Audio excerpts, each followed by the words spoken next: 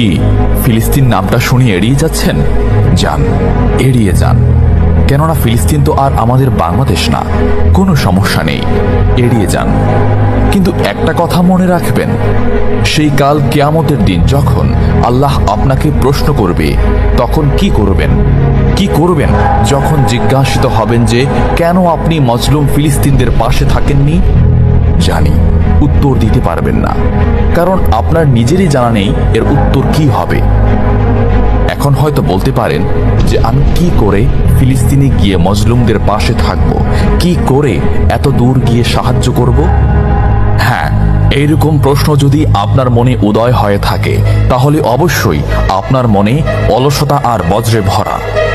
এই আধুনিক যুগে অস্ত্রের চেয়ে পাওয়ার হচ্ছে মিডিয়া, তাই মিডিয়ায় বেশি বেশি করে তা প্রচার করুন। হ্যাশট্যাগের মাধ্যমে প্রতিবাদ করুন। এই ক্ষুদ্র প্রতিবাদ একদিন অনেক বড় প্রতিবাদ হয়ে দাঁড়াবে। বিজয় একদিন ইসলামেরই হবে ইনশাআল্লাহ। এটা আমার কথা নয়, এটা এই মহাবিশ্বের প্রভুর কথা। একটা কথা মনে রাখবেন, ক্ষুদ্র ক্ষুদ্র বালিকণা, বিন্দু বিন্দু জল গড়ে তুলে পাহাড় পর্বত, সাগর অতল।